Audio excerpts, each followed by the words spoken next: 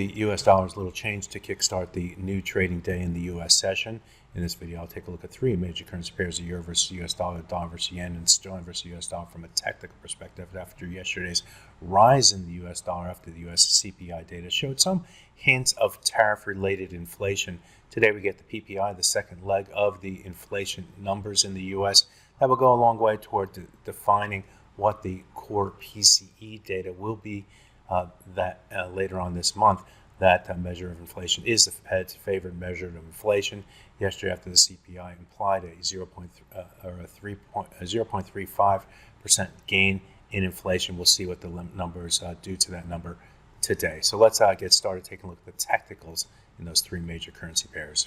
Looking at the euro versus US dollar on the hourly chart, here is the price action. And at this time yesterday, I was talking about how the 100-hour moving average was doing a pretty decent job of holding resistance all through here. Well, you can even go back to here where the price came up to that 100-hour moving average, found willing sellers against that level each of those times. Yes, it did move up a little bit above it here and here, but those moves to the upside were modest and quickly reversed. And so that pattern existed. And so the bears were more in control. We just need to get below this level right here, the 1.1663 level. That level is not only important going back in time through here, but also back to 2021 it was first defined as a swing level before moving sharply to the downside at that time. I'll just rely on your memory for that, but you can go back to that chart and see this area right through here. When we broke through that level, we started to see increased momentum, and then we came down to this next swing area, tried to find a little support there, but as you can see, it was quickly the price moved a little to the upside and then back to the downside, and we reached a new low before closing sharply lower on the day. In between swing areas right here and swing area down through here, defined by different swing lows and swing highs back through here. So, and what are we doing trading here today? Well, we've seen a little modest move to the upside, but the high price that we saw came right back into this swing area through here, where there is a number of different swing lows and swing highs before moving to the upside through here. And we found the willing sellers against the 1.1629 level. And we since rotated back to the downside. We're back below the low of that swing area at 1.1614. So we have once again the next targets and the risk levels have been defined.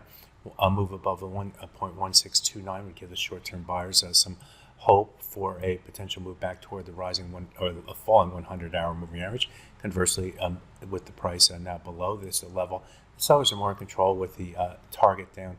Probably against the low from yesterday, and also down here, 115.68 to 78. That's our next key target before we work our way toward the 38.2% retracement. That 38.2% retracement comes from the move up from this low right here, the May low. This is a pretty big move to the upside to the high price that we saw in the month of June, July. So we're still not there yet at 115.357. That would be the next key target on the downside if this momentum could continue, and is the minimum after a trend-like move that we saw with the move up from May. So keep that level in mind. 115.35 could be heading toward that level. Let's take a look at the dollar versus yen next. I'll focus on the hourly chart, and this currency pair moved above both the May high right here and also the June high right here. For the May high right here, this was also a swing level going back to time to this area right through here, and a number of different swing lows trying to find a bottom. We traded above and below it here, traded above and below it here, and also through here before basing against the level, moving higher, came back down, based against it and moved higher, then broke through it and didn't return to it. So until this point right here. So getting above that level was more bullish, but we fell short of the 50% retracement of its move down from the January high. This is the high for the year, and to the low for the year, the 50% comes in at 149.375. That's going to be our next target on the top side. In the short term, our support comes against this swing area right through here once again, which comes at 148.56 up to 148.73. As you can see, the price low came down toward that, into that area right through here, but so far as holding it, we're currently trading at 148.75, just above the high of that swing area. So, buyers are trying to lean here, see if they can push the price higher. If they can, we'll look toward the 50% retracement on the top side. If we move below it, we'll look back toward the June high, which came in at 148.019. Finally, let's take a look at the sterling versus US dollar. Focus on the hourly chart here and spread. Take a longer look on it. And as you can see, the price yesterday fell sharply again after trying to hold support against, let's just say this level right through here, where we had two different lows coming in at the 134.14. Admittedly, we went below it, but then we based against it here before moving higher. We traded above and below it here before moving to the upside through here. So it's holding that level was, trying to hold that level was somewhat significant. The bounce out to the upside did come back up toward the 50% retracement of the move up from the May low to the high price that we saw at the end of June.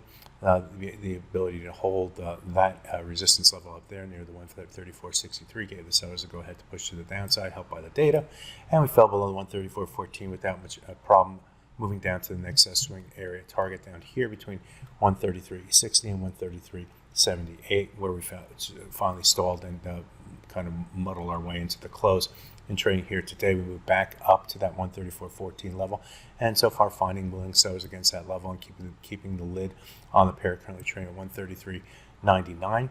We'll watch the 134.14 as a close short-term target to get to and through. If we're able to stay above that 134.14, then we could head back down toward the retest of the 50% retracement of this swing area up through here.